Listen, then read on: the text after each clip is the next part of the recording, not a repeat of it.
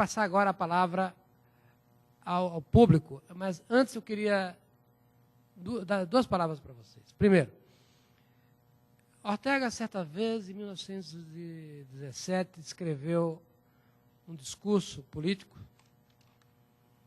para um conjunto de empresários e políticos. Uma plateia, eu diria, razoavelmente assemelhada à que nós temos hoje aqui. Homens de expressão no meio empresarial espanhol. E ele falou das suas convicções de forma mais ou menos, como eu falei aqui, claro, com o refinamento de um filósofo, não com a grosseria de um aprendiz que eu tenho. Mas ele disse uma frase que eu quero repetir para os senhores aqui. Ele disse mais ou menos assim: olha, já que não tem ninguém para dizer para vocês o que eu estou dizendo, digo-lhes eu. Fez um chamamento à reflexão. Eu quero fazer minhas as palavras do Ortega. E quero também lembrar uma outra citação dele aqui, a mais famosa de todas que ele escreveu na Meditação del Quijote, que é a famosa: eu sou eu e a minha circunstância. Se não a salvo, não a salvo a mim. E eu fico aqui com a segunda parte da expressão. Se eu não salvo as minhas circunstâncias, eu não salvo a mim. E o que significa isso? Se eu não salvo a minha realidade política, eu não salvo a mim. Não nos compete a omissão. Quem é líder por circunstância, como os senhores são, não tem como escapar da responsabilidade existencial. Nós não temos escolhas. Então, a mim me compete fazer um certo papel de grilo falante. Já que ninguém diz, digo eu.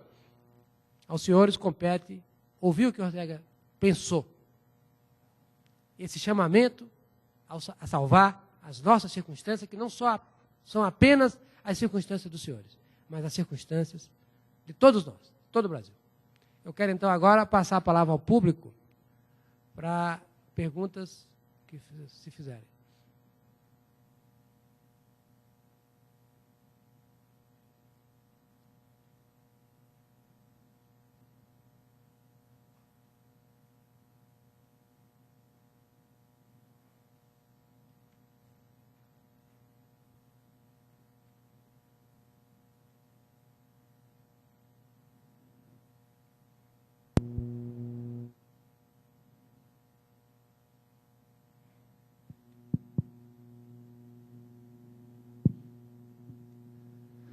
Eu queria perguntar à doutora Marli, nós falamos aqui sobre essa percepção do real, que no meu modo de ver se identifica com a descoberta da verdade, né? Falando um pouquinho mais filosoficamente. E eu acho que aqui nós temos dois baluartes importantes, que é a liberdade de imprensa, para defender essa verdade, e o nosso sistema judiciário, né? E eu queria que a senhora falasse um pouco disso, porque me preocupa também a formação dos juízes atualmente, haja vista o baixo nível das escolas de direito, e onde que nós vamos chegar com um sistema jurídico que não tem bases sólidas dessa busca da verdade. Bom, essa também é uma grande preocupação minha como cidadã, não como juíza, mas como cidadã. Hoje em dia, realmente, os cursos de direito estão abaixo da crítica, mas isso é um efeito em cascata, porque não é quando chega na universidade que o ensino decai. Ele já está decaído desde lá do primeiro ano primário. Eu sempre digo para o pessoal que vai fazer concurso para juiz, eu preciso entrar em cursinho. Eu digo, não, meu filho, concurso a gente começa a passar no primeiro ano primário, não precisa de cursinho, né? Então, existe realmente esse problema do baixo nível de ensino. Existe um problema seríssimo, que foi com essa Constituição, isso a meu ver, na minha opinião, eu sei que não sou a maioria, com a Constituição de 88, que foi rebaixar muito a idade mínima para ser juiz. Eu acho um absurdo um menino de 20 e poucos anos, recém saído de uma universidade, julgar os outros. Porque, como dizia um grande jurista, eu até comentava isso hoje de manhã, não me lembro com quem, houve um jurista famoso, né, que falou que quem estuda só direito não conhece o direito.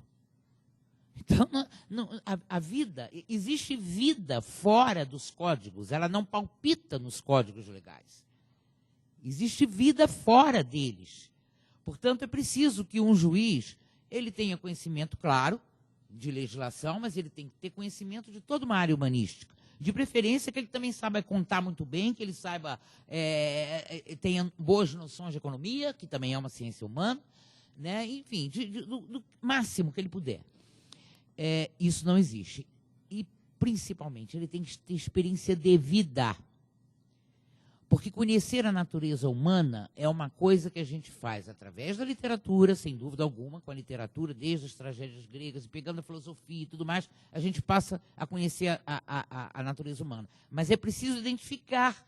Quando a gente nota fulano, esse é um Harpagon, esse é um Tartufo, esse é, sei lá, o que, um Otelo, enfim, né? Tem que poder identificar, porque eles estão aqui todo dia, né? Todos os dias da nossa volta. Por isso que essas obras são universais, porque são atemporais e servem para qualquer espaço. E uma outra coisa que me preocupa muito nesse campo também é a ideologização. Em 2003 ou 2004, não me lembro bem, eu comentei isso também no intervalo desses, o IPEA fez uma pesquisa com o judiciário brasileiro e chegou à constatação, eu tenho essa pesquisa, eu acho que eu mandei para você, não foi, Bira, por e-mail, eu posso mandar para quem quiser. Fez uma pesquisa mostrando o perfil do judiciário brasileiro.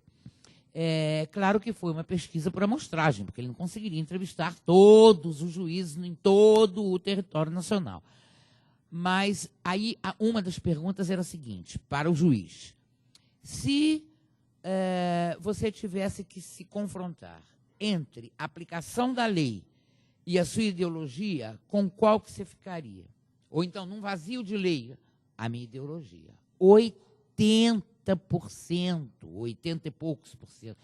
Eu fiquei chocadíssima quando eu vi isso, porque eu sabia que havia um grau de ideologização, porque essa patente visível eu vejo. Eu vejo no meu tribunal com os meus pares. Mas eu não sabia que era tão maciço, tão assim, massacrante dessa maneira. Né? Também tem havido uma pletora. A cada vez que eu vou pesquisar, surgiu uma lei, tá? Então é lei, tá, agora sim, tá. Amanhã já é diferente. Você acessa a Presidência da República, legislação, é só ver a quantidade de traços e traços e traços e traços. Mudou, agora é assim.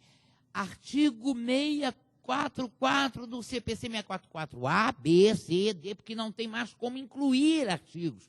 Senão o código vai ficar com 5.800 artigos. Né? Então está uma coisa assim, uma produção legiferante que eu nunca vi uma coisa dessa. Né? Nós já estamos na lei número, sei lá, quase 20 mil, já perdi as contas. Né? Isso é preocupante. E mal feitas, leis mal feitas, né? Quer dizer, com redação que dá margem a N dúvidas, né? Deixam muito ao critério subjetivo do julgador, e isso não deve ser assim, a lei tem que ser o mais objetivo possível, né? O próprio Bastiat falava isso. Né? Tem que ser o mais objetivo. Então, é uma coisa preocupante, e a maioria dos cidadãos, 99,999%, não tem a menor condição de falar sobre isso, porque não sabe disso. Não está nem sabendo. Daí vai fazer o quê? A sociedade precisa lutar contra isso ou contra aquilo. Eu também acho, só como? Me diz como. Eu quero lutar, mas me diz como, me dá receita. Porque não existe um canal, esse é o problema do Estado moderno. É que o Estado moderno está se divorciando, os governantes, os governados, estão se distanciando cada vez mais. Até uns tempos atrás, quem lê história e quem lê literatura vê isso. Houve uma festa no salão, ou então o baile, né, o último baile do Império, né, na Ilha Fiscal, ou em qualquer outra corte. Estava fulano, eu fui ao baile, a fulaninha que era de classe média, ou média alta, claro, não era de uma classe muito, muito pobre que não frequentava aquilo, mas havia um contato, né? Ou recebia, ou era amiga do irmão, não existe mais isso. Hoje não se tem mais esse contato. As pessoas de classe média, que sempre foram a classe que realmente ditavam as regras num país sério, elas não têm mais contato, está divorciado, está criando um fosso tão grande que não tem mais voz. Não consegue não fazer o quê? Mas que é preocupante, para a gente pensar. Por favor, identifique-se, por favor. Boa tarde, parabéns pelas palestras. Walter Bonani, do Sindimest. Eu queria perguntar ao Odemiro, por favor, por causa de 3 aspectos. Primeiro, os jovens hoje não sabem muito bem o que eles querem, qual a formação que eles pretendem ter. Segundo, muitos headhunters divulgam que mais que 50% dos líderes estão insatisfeitos. Terceiro, os jovens não têm referência mais do que é certo e do que é errado. Você não acha que a gente devia estar preocupado e interagir e dar a responsabilidade aos líderes empresariais, tanto ao supervisor da ponta quanto ao empresário, de influenciar 2 agentes sociais? Primeiro, as escolas, para que elas forneçam conteúdo e ajudem o estudante a fazer uma profissão que realmente ele tenha vocação. Segundo, que também influenciem as famílias para a retomada de valores fundamentais, para que eles possam se tornar um líder, mas que tenha integridade, responsabilidade e solidariedade.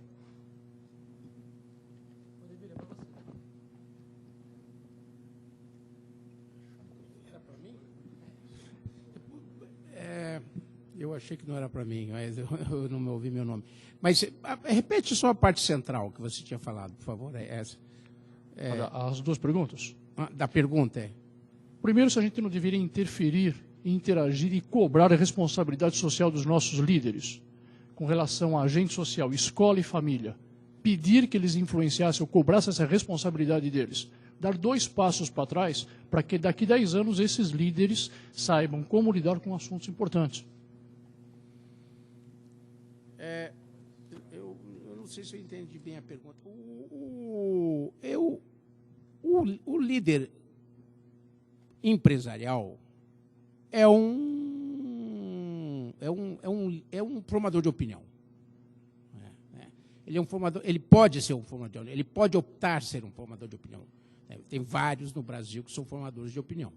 Então ele tem esse mesmo papel nessas sociedades que a gente tem hoje, urbanas, que ele pode ter o mesmo papel que tem o jornalista, que tem professores, né? Ele pode ter esse papel. Normalmente ele evita isso. No Brasil ele evita por várias razões. Uma das razões é que ele tem medo. Eu vejo isso com pessoas que eu convivi a vida inteira. O cara não quer falar certas coisas, né? Mas eu acho que é um engano, porque quando a gente via, por exemplo, na Escócia, lá com Adam Smith, naquela época lá, aquelas sociedades que eles discutiam, era muito interessante. Tinham vários empresários lá. Hoje, se a gente vai numa reunião que tem muitos professores, tal, eu me sinto desconfortável, eu me sinto fora. Eu me sinto por fora. E isso é uma pena. É uma pena. Por isso que eu acho que os institutos de análise de política pública que se desenvolveram depois da Segunda Guerra Mundial, eles começaram com o inglês, que teve muita influência, né? E depois se espalhou pelos Estados Unidos e na década de 80 chegou ao Brasil. Eles tiveram um papel interessante porque eles fortaleceram essa possibilidade dos empresários discutirem com com jornalista, com professor, né? Mas ainda a gente está muito aquém. Eu diria que ainda os formadores de opinião, jornalistas, eles têm uma grande desconfiança com o empresário, né? Porque os jovens não querem nada com nada, foi muito bem citado pelo Nivaldo na questão do mocinho satisfeito, do Gasset. Então, a gente entender, lendo um pouco do Gasset, a gente vai... Ele já alertou sobre isso, né? O que é o mocinho? O mocinho é quem acredita que pode comportar-se fora de casa como em casa e que acredita que nada é fatal, irremediável e irrevogável. Por isso, acredita que pode fazer o que bem entende, e esse é um grande equívoco. Então, o jovem não quer nada por nada, não quer nada com nada, muito está em cima desse alerta que Gasset já deu aí em 1930, e em cima também, lendo um pouco de Gramsci e de Marx, a gente entende que não tem assim tanta coincidência. Eu não quero trazer aqui para os senhores uma teoria da conspiração, Mas eu apenas quero fazer um alerta também.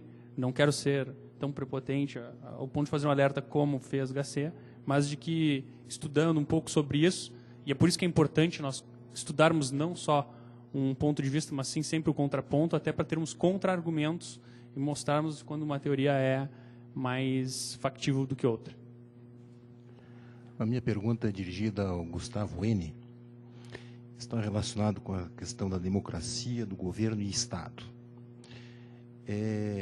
A democracia é um sistema ruim, mas é o melhor sistema que a humanidade tem no sentido de conduzir o processo civilizatório.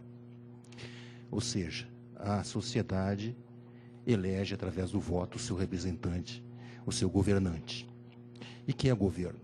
Governo é aquele representante eleito pelo povo, pela sociedade, para defender, para estabelecer os desígnios que tem na Carta Magna, no contrato social da coletividade, que é a Constituição. Então, nós vemos que o Estado é um ente fundamental e necessário.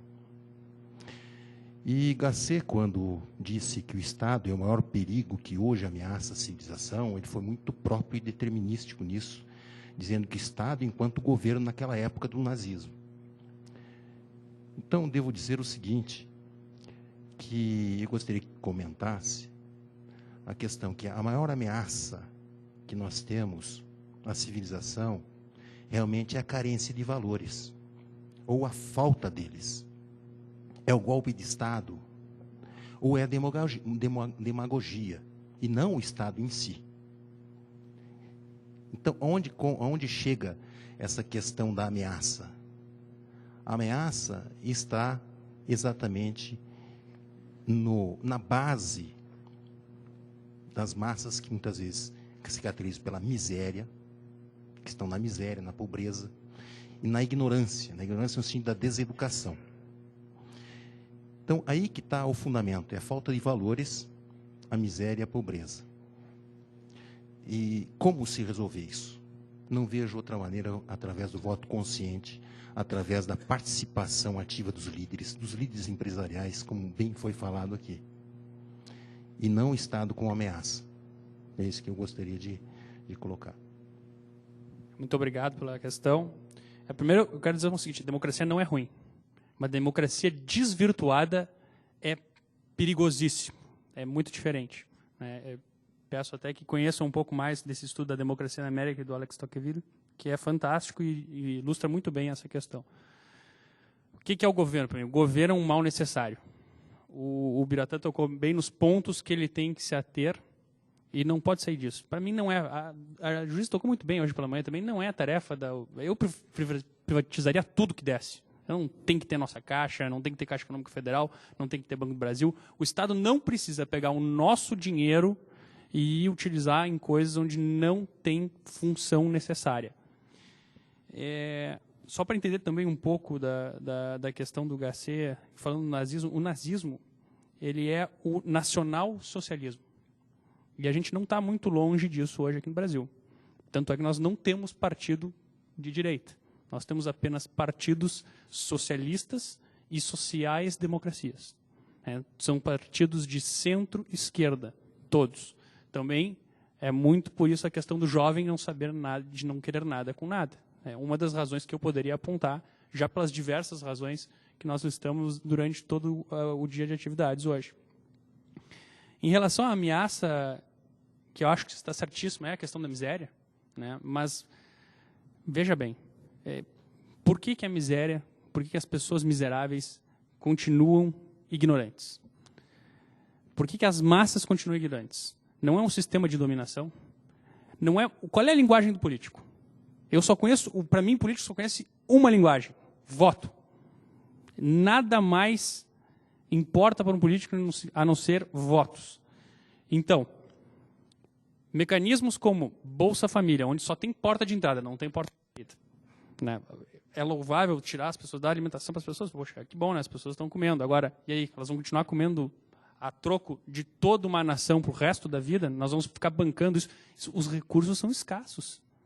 Vai aumentando essa população. Eu tenho amigos que têm indústrias na Bahia que eles não conseguem encontrar mão de obra qualificada, porque quem está no Bolsa Família não quer ir trabalhar, porque se for trabalhar, assinar carteira, perde o benefício.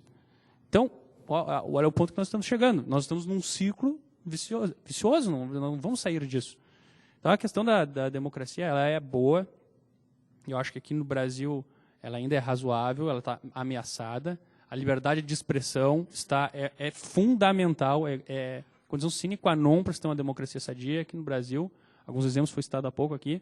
Estão sendo, sinceramente, ela está sendo muito ameaçada nessas questões. Então, a questão do voto consciente é muito difícil conseguir ter voto consciente, trazer a população ela sendo dominada por essa condição social em que ela se encontra e de não conseguir desenvolver o mínimo de educação básica fundamental. Eu acho que, respondendo a tua pergunta, a gente pensa um pouco igual até, Gustavo, na verdade. eu gostaria de ainda acrescentar a seguinte pergunta, que tu comentasse a evolução, a vida de 2003 a 2008 em relação à diminuição da miséria no Brasil. São indicadores muito bons que estão acontecendo nesse país. Nós estamos com 35% da população brasileira na linha ou abaixo da linha da miséria. Hoje, dados de final de 2007, diz que são 24%. Quer dizer, nós ganhamos 11% de inclusão social e inclusão ao consumo. Isso são dados reveladores muito positivos do governo. Não sou governista, mas é uma realidade. Posso devolver com uma pergunta? Se tirasse o Bolsa Família, para quanto cairia isso? Se tirasse do seu bolso, se o seu bolso parasse de bancar isso, para quanto cairia esse índice de inclusão? O fato é que o povo está comendo mais e está consumindo mais. Até quando? Estamos criando mercado. Tudo bem. Até quando? Concordo, Digo porque conseguimos nessa condição hoje. Porque o mundo cresce muito mais e nós estamos descentralizados. Para de crescer o mundo, quero ver o senhor continuar do seu bolso bancando o Bolsa Família e quero ver quantas pessoas vamos conseguir incluir socialmente.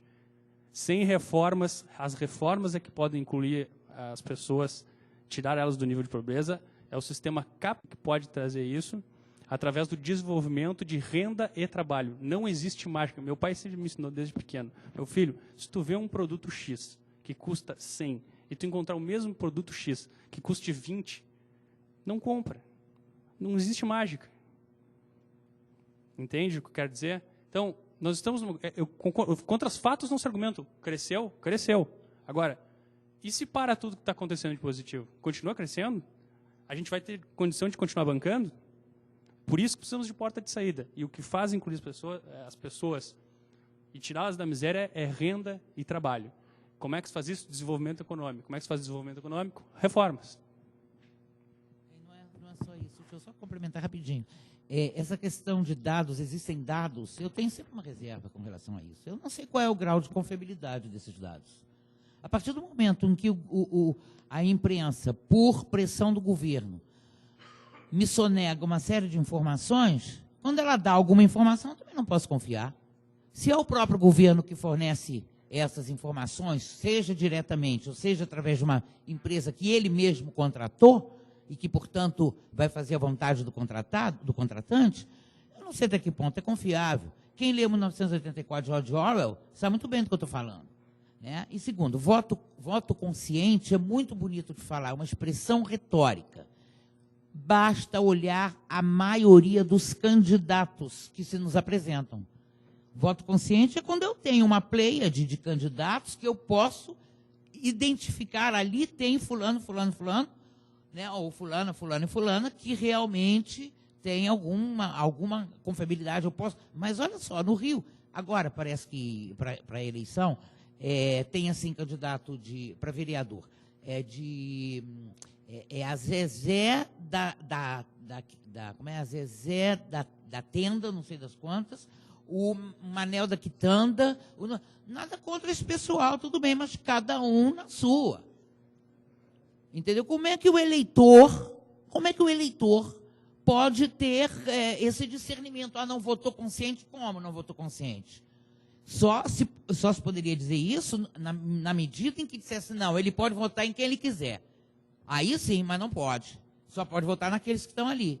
Então não tem condição. Eu queria só botar um adendo aí, é o seguinte, mais importante do que as pessoas são as plataformas políticas propostas. O que nós sabemos é que, especialmente o partido governante, tem uma proposta pública, mas tem uma proposta secreta. É um partido revolucionário. Então, quando o grande público, escolhe uma proposta, achando que é aquela, e é outra, é bem outra. Então, nós temos aí um jogo de esconde-esconde muito grave, quando se elege determinada legenda, pelo que ela discursa, na verdade, você o faz elegendo algo que é muito mais dramático e muito mais grave, para usar a palavra que o Ortega gostava, né, do que aquilo que aparece ao público. Então é muito sério, por quê? Porque você não escolhe meramente as pessoas. Quando se escolhe esses partidos revolucionários que têm duas caras, você elege uma coisa e acaba pondo no poder uma bem outra, muito mais grave.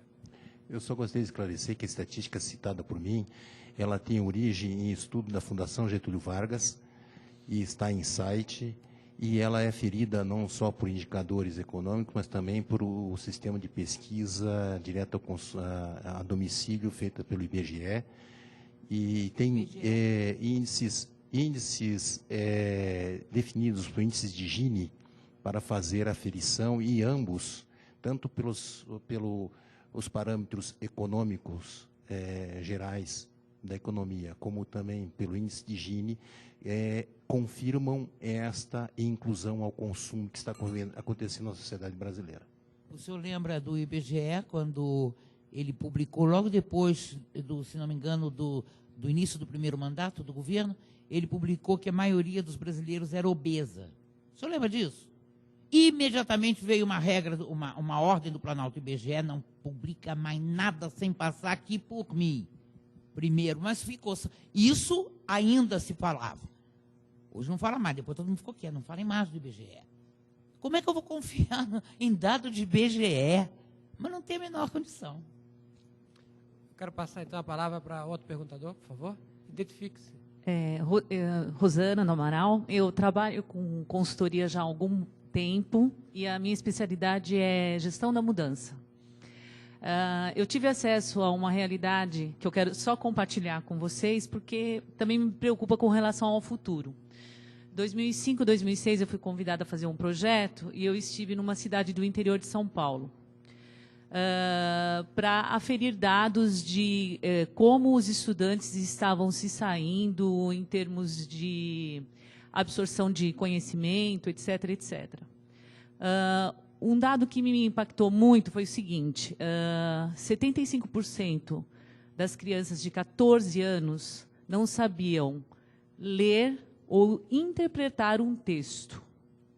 Essa criança de 14 anos, daqui 4 anos vai voltar.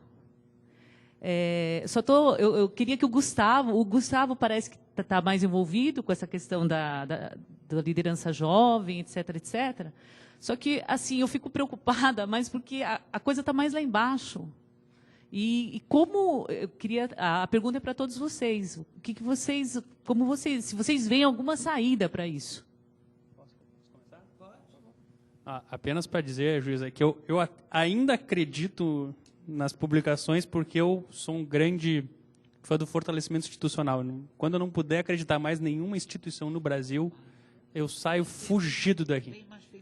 Eu tenho ainda a inocência de acreditar nisso, mas eu concordo com o senhor. Olha, mesmo tendo os dados do DGA, e acredito que são verdadeiros, ainda os meus argumentos continuam sendo aqueles de que nós vemos uma ilusão. E não é desse governo, por favor. Eu não sou anti esse governo, sou anti qualquer governo que já passou no Brasil. Acho que todos deixaram de fazer o que tinha que ser feito. Em relação à sua questão, esses dados também tenho conhecimento deles. Na verdade, eu vou de maneira inversa. Apenas 26% da população brasileira, não são nem dos jovens, são alfabetizados funcionais. Ou seja, eles têm a capacidade de ler, escrever e compreender um pequeno texto. Então, é preocupante, eu também estou muito preocupado. E o que a gente vê? A gente vê que o Brasil, além de ter inversão de valores, ele tem inversão de investimentos. Nós estamos gastando fortunas homéricas no nível universitário. Aí vem toda a questão das discussões das cotas, que não vou nem entrar, porque senão hoje ficaria mais uma tarde aqui, eu sou muito falador. Então não vou entrar nessa questão também. Agora, o ensino de base, esse está completamente abandonado. E o que eu até estou vendo, assim, acho que tem feito o Fernando Haddad, tenho visto algumas ações positivas do que ele tem tentado caminhar. Vejo que agora o governo está tentando se preocupar um pouco em reverter isso, em investir mais no programa de base. E vou dizer mais, ao meu ver, o problema, principalmente em educação, não é recurso. O Brasil, comparado a países desenvolvidos, gasta demais em educação. É uma fortuna também o que se gasta em educação. O problema é de gestão, que a gente gasta uma quantidade, na verdade são caminhões de dinheiro, e não se tem resultado. Então, o que se precisa melhorar é a gestão da educação. Acho que melhorando a gestão, nós vamos conseguir aí reverter esse quadro.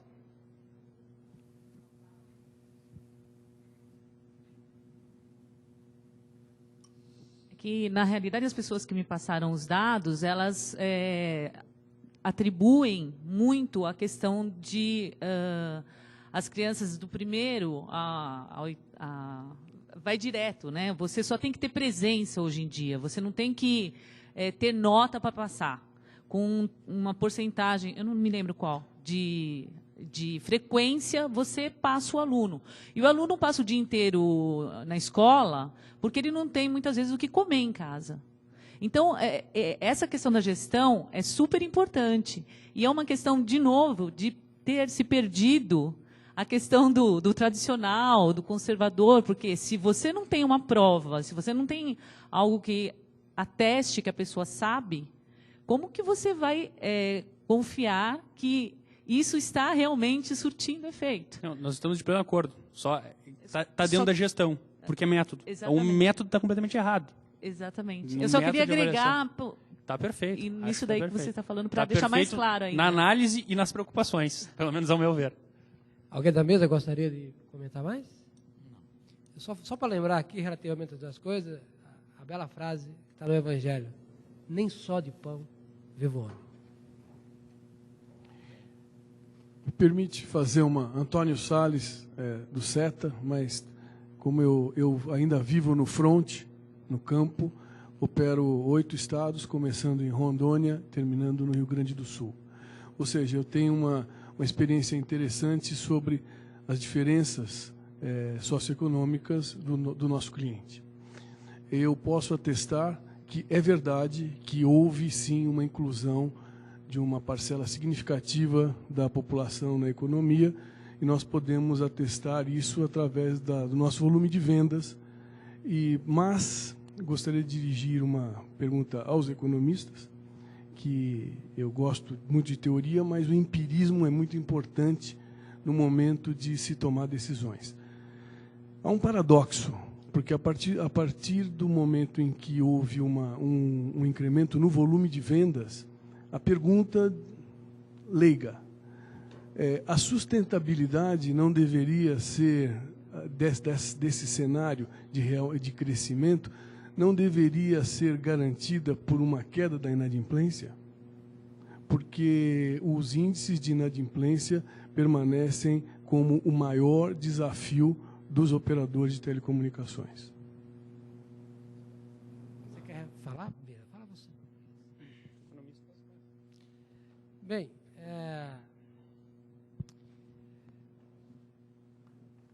eu acho que o motor do processo econômico brasileiro tem sido internacional, alguém já falou aqui, foi o Bira. E se nós não tivéssemos esse boom de exportação de commodities, certamente nós estaríamos em muito maus lençóis. Esse é o primeiro ponto. Segundo, por conta desse motor inicial, nós tivemos uma relativa expansão da economia, porque isso estabilizou o câmbio. E, ao estabilizar o câmbio, permitiu a estabilidade monetária, que permitiu a expansão do crédito, que tem sido, por exemplo, o motor. Eu vi ontem uma reportagem na revista Veja, falando de Águas Claras, um bairro que eu conheço, em Brasília, que tinha 400 prédios e tem agora mais 120 em construção. É um verdadeiro boom imobiliário que, se não tivesse esse motor inicial, não seria claro. Então, eu não acredito que se expanda a economia fazendo o estupro das regras morais. Por exemplo, acho que tem que cada um ganhar o suor com o seu rosto. Esse é um princípio fundamental que vem da Bíblia, tá certo? Não tem atalho para superar a lei da escassez. Se a gente começar a achar que quem está comandando a economia é esse consumo artificial gerado pela supertributação, de que esse setor, por exemplo, é uma vítima, a gente vai entrar numa contradição lógica muito grave. Não pode, por exemplo, alguém citou Keynes aqui. Essa frase do Keynes é muito interessante. O Keynes se dizia um revolucionário, e de fato era. E Keynes estava essencialmente errado, porque ele queria, na origem, ter o poder de controlar as crises econômicas. Ele não há esse poder. O economista não tem esse poder, muito menos o Estado tem esse poder. Isso é muito interessante. Então, para não me alongar, creio que a expansão econômica é real. Descarta a hipótese que empuxa a economia seja essa artificiosa distribuição de renda em troco de bolsa disso e daquilo. E terceiro, acho que ela só se mantém enquanto o Brasil conseguir vender commodities a bons preços, como está acontecendo agora. Não sei quanto tempo Deus nos protegerá. Pira. Só complementar. É verdade que o PIB vem aumentando nos últimos anos, mas eu tenho sérias dúvidas se nós podemos chamar esse processo de crescimento sustentado, porque, na minha avaliação, ele decorre de dois fenômenos. O primeiro, externo, que já foi mencionado aqui, o governo anterior enfrentou crises no México, na Ásia, na Rússia, uma crise de energia. O atual governo, felizmente, né, vamos falar como brasileiros, agora que veio o primeiro sinal negativo contrário, que já sacudiu um pouquinho, né, o Banco Central teve que aumentar a taxa de juros para a inflação não voltar a subir. E o segundo fator foi uma inchação da demanda, não só com o programa Bolsa Família, mas com um aumento brutal, e eu diria até criminoso, dos gastos de custeio do setor público. O crescimento sustentado ele é um fenômeno fundamentalmente de expansão da capacidade produtiva, da oferta, e não de aumento da demanda. Fazendo uma comparação assim, rudimentar, a oferta é como se fosse um piloto lento de Fórmula 1, um Rubinho Barrichello, e a demanda, um piloto rápido. Ora, mais cedo ou mais tarde, o piloto rápido vai ultrapassar o Rubinho. O governo, por motivos eleitorais, aumentou a demanda, nós tivemos mais de 2 anos seguidos de quedas na taxa Selic, que estimulou a economia de várias formas, a demanda aumentou, aqueceu as vendas. Agora, isso é sustentável? Eu diria que não. Mesmo porque existe um cabo de guerra muito claro dentro do atual governo, entre a ala política e a ala econômica. Eu vou tentar explicar melhor. De um lado, nós temos o Banco Central. Enquanto o Ministério da Fazenda estava sob o comando do Pallotti, eu podia dizer, de um lado estavam o Banco Central e o Ministério da Fazenda. Depois que passou para as mãos do Guido Mantega, o Guido Mantega está do outro lado. Então, hoje nós temos o Banco Central de um lado sozinho, puxando o cabo, vamos dizer, para a direita. E de outro lado, os políticos e o Ministério da Fazenda, né, com todas as mágicas heterodoxas de seus economistas, puxando para o outro. O resultado disso é uma descoordenação entre o regime fiscal e o regime monetário. Eu não queria falar economia, eu vou tentar explicar em português. Quer dizer, o governo gasta demais de um lado e ele tem que financiar necessariamente. Como ele vai financiar esses gastos? Aí não é teoria econômica da Fundação Getúlio Vargas, onde eu me formei, fiz o mestrado, o doutorado, sou professor de lá, nem da Unicamp, nem de Chicago, nem de lugar nenhum. É contabilidade, é puxar o lápis da orelha e fazer as contas. O governo só pode financiar os seus gastos de 4 formas. Primeiro, aumentando tributos. Segunda, aumentando a dívida interna. Terceira, aumentando a dívida externa. E quarta, emitindo moeda. Como ele não consegue diminuir, pelo contrário, ele aumenta os gastos, e como nós não queremos mais saber de inflação, a alternativa de emissão de moeda fica descartada. A dívida externa, felizmente, nós não queremos mais saber dela há bastante tempo. Então, sobraram as outras duas, aumento de impostos e um aumento fantástico na dívida interna, que, aliás, o Banco Central vem conseguindo reduzir com proporção do PIB. Isso é que explica as taxas de juros no Brasil serem as campeãs mundiais e explica, acho que o senhor tocou isso na pergunta, a inadimplência, né, que não vem dando sinais de queda. Quer dizer, em suma, o Brasil só vai crescer, vou dizer até o que o Gustavo já disse, quando nós tivemos a sorte, eu só vejo como sorte, de elegermos um governo que entenda que as reformas são essenciais e que vá promover a coordenação entre... Acabe com esse cabo de guerra. O Banco Central fica como o bandido da história, sempre aumentando os juros, esses caras são malvados. e o outro lado como lado bonzinho, que vai eliminar a pobreza. Quer dizer, o governo tem que ser uma coisa só, tem que haver coordenação, tem que haver harmonia entre o lado monetário e o lado fiscal. Uma vez o professor Otávio Gouveia de Bulhões, de quem eu fui aluno na graduação e depois na Fundação Getúlio Vargas, me explicou, logo depois do Plano Collor, me dizia ele, olha, Ubiratã, não existe política econômica de um braço só. Você tem que ter o braço monetário e o braço fiscal. Se você tem um dos dois só, isso vai resultar em inflação ou desemprego ou numa mistura dos dois. O próximo, por favor. Boa tarde, sou Gabriel, da TIM. Primeiro, queria parabenizar as palestras de hoje. Queria perguntar ao Nivaldo e ao Odemiro, na concepção de vocês, qual que deve ser o foco da liderança empresarial no Brasil? Se deve tentar reduzir as garras do Estado que sufoca as liberdades individuais ou se esforçar para tentar melhorar a educação, o serviço de educação que é prestado pelo Estado? Demiro, passo para você. Bom, eu tenho um viés com relação a isso, porque eu acho que além de cada um ser o mais eficiente possível, tem que ter uma ação, eu não digo política, mas de participação no que eu chamo de reformas das instituições brasileiras que precisam ser reformadas. É óbvio que o Brasil as coisas acabam acontecendo no Brasil na direção certa porque a gente é empurrado pela realidade, né?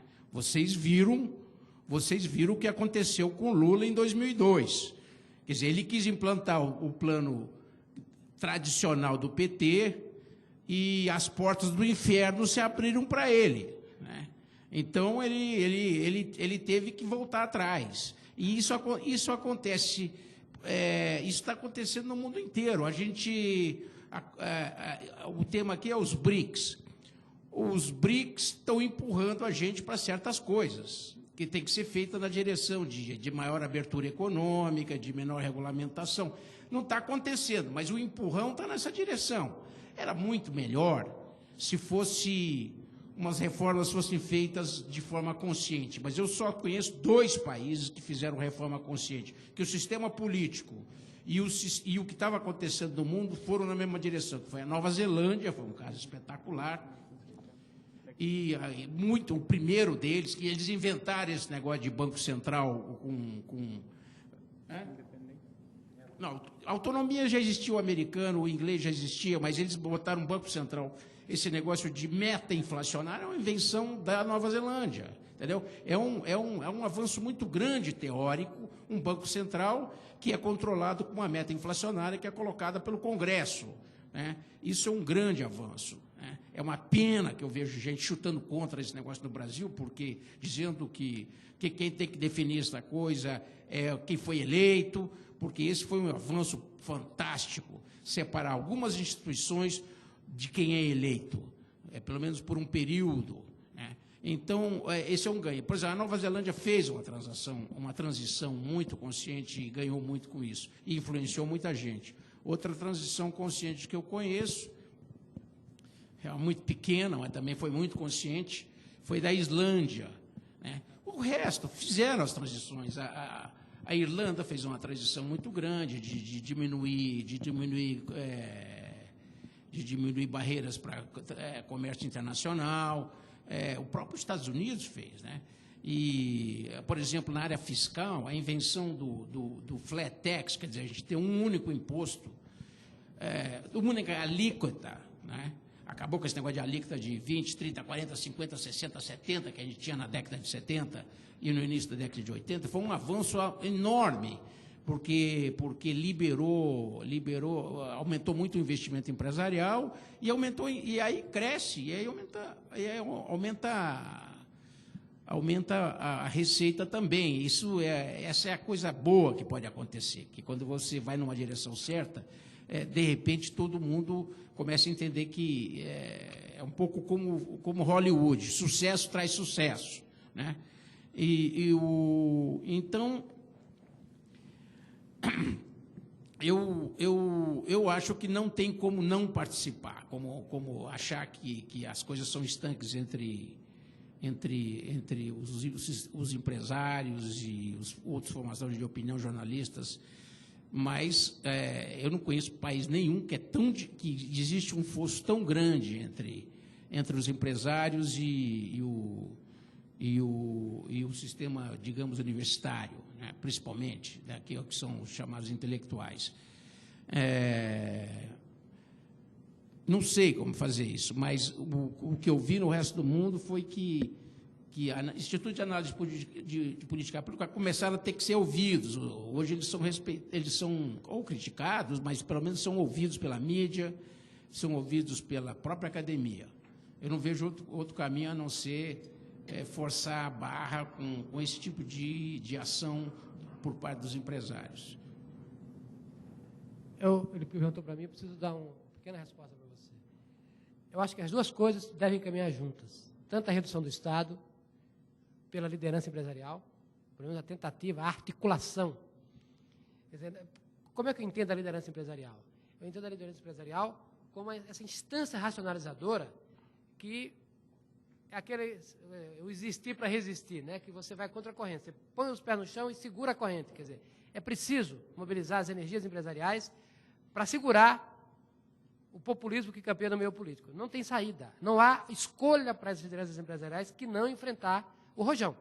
Ao contrário, é caminhar o país para o caos. Então, está posto, e tanto para esse setor como qualquer outro setor. Não há como escapar disso. E também a melhoria da educação. Mas o que é a melhoria da educação? Melhoria da educação não é melhoria de estoque de prédio, nem estoque de imóveis, nem estoque de computador, como a doutora Marie frisou. Eu estou cada vez mais convencido do seguinte: a melhoria da educação passa por uma radical revolução nesse setor, e a começar pela privatização radical desse setor. É uma coisa que eu queria discutir isso com vagar em outra situação, mas o fundamental é mudar a cabeça do professorado, tirar essa visão de formar militantes para formar líderes. E isso só se faz com um sacolejo profundo. Quer dizer, não creio que um governo comprometido com corporações venha a fazer. Posso fazer um comentário só com relação ao que ele falou? Aconteceu uma coisa no Brasil, esse negócio de empurrado pela realidade, a gente não faz consciente, é meio empurrada. Houve uma reforma educacional no fim do governo do Fernando Henrique, que tornou possível ter escolas como empresas. E aí diminui muito a regulamentação com relação... Porque até então as universidades brasileiras eram fundações, com todos os defeitos, e aí muito regulamentadas, tudo. Houve uma possibilidade de ter escolas para lucro, que é uma coisa quase com palavrão e tal. E eu estou participando e aí começou a aparecer essas escolas, que são muito criticadas, umas boas, umas más, desde o IBMEC até... que são escolas que são, algumas optaram para ser fundações, as outras optaram para ser escolas privadas, empresariais, né, com objetivo de lucro. Eu estou participando de um esforço que chama BR Educacional, que vai ser um fundo que está levantando mais de R$1 bilhão para poder comprar escolas e consolidar como são as consolidações que a gente viu em várias outras áreas. Né? Eu mesmo vendi a minha empresa, que vai ser consolidada com outras empresas, para criar uma empresa muito maior, que vai abrir capital. Então, isso está sendo... Não sei se vai voar, eu não sei, porque o Brasil é um país complicado, mas há hoje umas 100 pessoas trabalhando nesse projeto, e já tem muita gente envolvida, e a ideia é exatamente, ter empresas que não são formadores de militantes, são escolas que não são formadoras de militantes, são formadoras de pessoas que acreditam em economia de mercado, em economia aberta, em comércio internacional, em competição, e eu acho que pode acontecer um milagre no Brasil, de repente, porque são vários, não é só esse, o ABR Educacional não é o único esforço hoje. Agora, e dentro dessa ideia de importar conteúdo internacional, usar tecnologia, desde usar quadro negro também, mas usar também, ter aulas que são dadas no exterior. O Brasil alguma coisa mudou. O Brasil, por exemplo, eu vejo hoje, quando eu vou numa reunião da PUC, ou mesmo no Rio Grande do Sul, lá no UERJ, quando tem um estrangeiro falando inglês, os estudantes não põem mais os fones, eles entendem inglês hoje. É um fenômeno novo, não era assim há 20 anos atrás. Então, eu acho que hoje esse esforço da BR vai ser um esforço fortemente ligado internacionalmente em conteúdo, em ter aulas internacionais, e depois você pode ver uma aula na internet, no teu computador. Então, é possível que a gente tenha uma revolução educacional real, em educação para trabalhar, por causa dessa reforma que foi feita há uns 6 anos atrás, uns 8 anos atrás.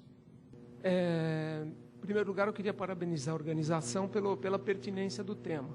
Eu queria expor aqui mais ou menos um pano de fundo e colocar para a mesa que comentasse como é que poderia se dar esse processo.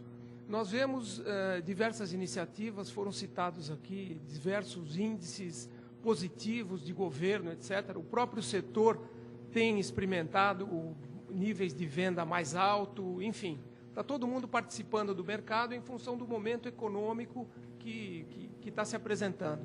A questão é, o uso da tecnologia da informação, hoje, está sendo feita por pessoas que estão dentro do governo, com todos os vieses que nós vimos aqui explanados ao longo do dia.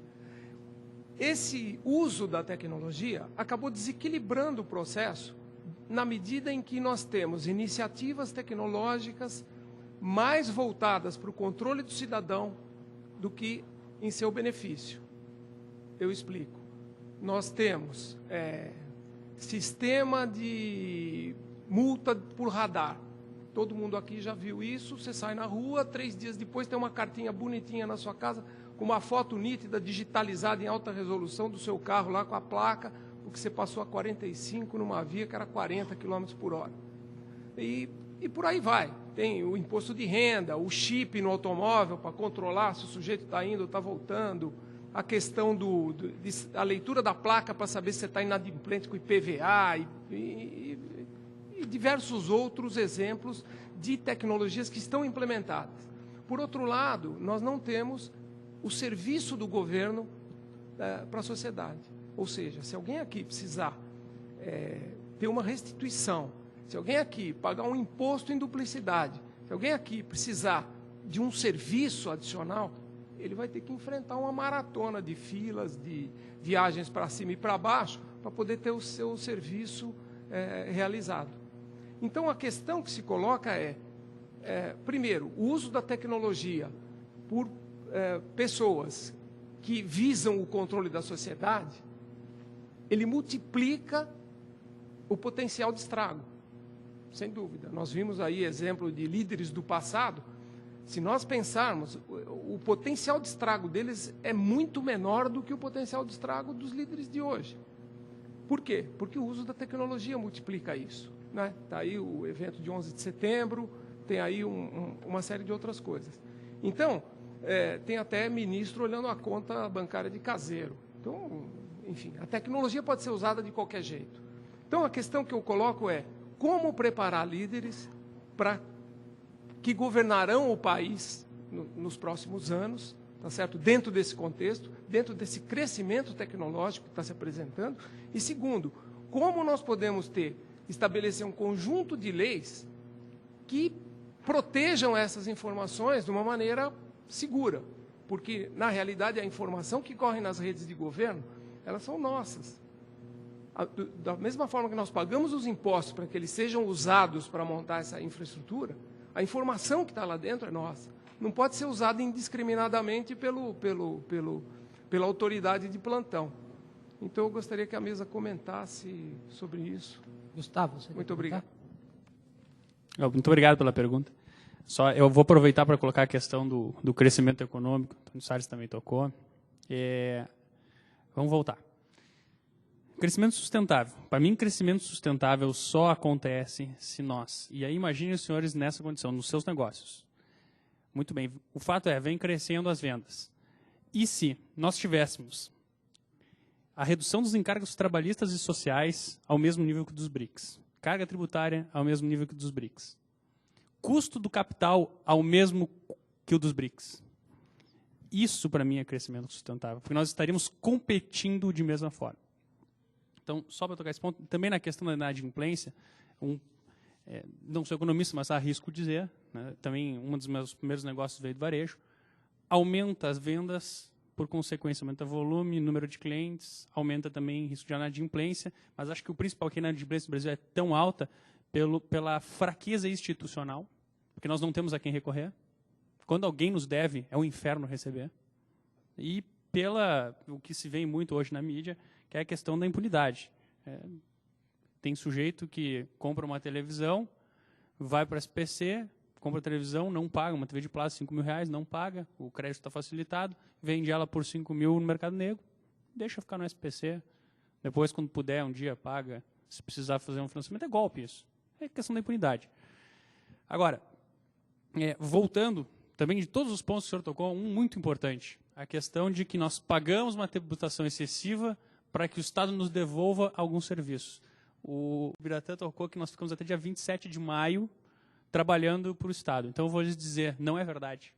Nós trabalhamos até 9 de setembro, segundo o estudo do IBPT, porque, como nós não temos de volta plano de saúde, segurança, etc., etc., nós temos que pagar segurança privada, nós temos que pagar plano de saúde, e coitado dos que não têm para pagar.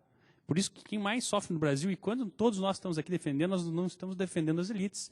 Nós estamos cobrando das elites que elas tinham que estar defendendo quem não tem condição e quem não teve educação para poder estar se defendendo, que é o miserável. Esse é que nós estamos aqui defendendo. Então, voltando ainda para a sua questão da tecnologia, e a gente vê muito bem nisso na lei do Frederico Bastiat, o cidadão ele dá ao Estado o poder de coerção. Né? Nós estamos sujeitos ao Estado para que ele mantenha em nome da ordem. Mas, como eu disse, nem todas as leis são boas. Né? E a questão de que nós temos a tecnologia, na verdade, ela aumenta a produtividade de quê? De polícia do Estado. Então, é por isso que nós sofremos com isso. O que nós temos que fazer é usar a tecnologia também para desenvolver líderes bons e conscientes, líderes positivos, que consigam mudar esse quadro e transformar as leis que são ruins em boas. E não vou nem falar em nova lei, porque acho que já temos lei demais, nós precisamos ter menos leis. Né? Então, na minha opinião, é isso. Nós deveríamos pegar, além de usar a tecnologia contra nós, já que somos nós que pagamos, usar ela para então que se desenvolva também lideranças e que se qualifiquem os nossos políticos, por exemplo. Alguém quer falar? Bem, só para encerrar, Eduardo, a sua pergunta é muito pertinente. O Ortega aponta várias coisas que a civilização produziu e que depois se voltou contra o homem. Uma, eu frisei aqui, que é o Estado. A outra é a técnica. Então, aqui você citou o caso da tecnologia da informação usada de maneira perversa pelos governantes contra os governados. E aqui eu digo uma coisa. Leis não protegem o cidadão contra o Estado. Nós só nos protegeremos se os líderes que estiverem no comando do Estado forem pessoas íntegras. Percebe a importância disso? Eu estou aqui hoje porque eu acredito nisso. Eu estou aqui a falar para todos vocês porque eu estou empenhado em tentar minimamente motivar a nossa elite para essa realidade dramática, que nós não podemos recorrer a leis produzidas por maus governantes, por pessoas mal intencionadas, por partidos que têm uma agenda secreta, por gente que conspira noite e dia contra os que trabalham e que são íntegros. Então, a elite tem que acordar. Isso significa dizer o seguinte: a cada dia a técnica melhora, a cada dia o mal tem maneiras mais eficientes de praticar o mal. É isso que você disse, é isso que nós sabemos. Imagina Hitler dominando as técnicas da tecnologia da informação. Seria uma desgraça monumental. Tá certo? Então, para nos protegermos, só existe uma coisa. Primeiro, nós próprios, cada um de nós, tornarmos-nos íntegros. Segundo, favorecer com que os líderes íntegros assumam o comando do Estado. Fora disso, é o caos. Obrigado. Senhoras, senhores, companheiros, a observação que eu faço é que para a mesa foi que a maioria silenciosa da plateia não ficou tão silenciosa assim. Isso demonstrou que tivemos uma sessão de debate dinâmica e democrática, que são diversas opiniões, diversas correntes, e la nave va, como diria meus amigos italianos, e o Brasil está caminhando. Odemiro, só para você, uma rápida observação para ficar um ambiente mais agradável, mais solto. Vai ter que estudar mandarim as pessoas lá no seu BR educacional. Não é só inglês, não. Mandarim está esperando todo mundo. Eu ouvi aqui uma coisa, no decorrer desse debate, que o BRICS vai perder o C. Vai ficar, vão ter que achar ou outro C, né, sei lá, de Singapura aqui também, né, com S, dependendo. Mas foi muito interessante o que eu ouvi aqui.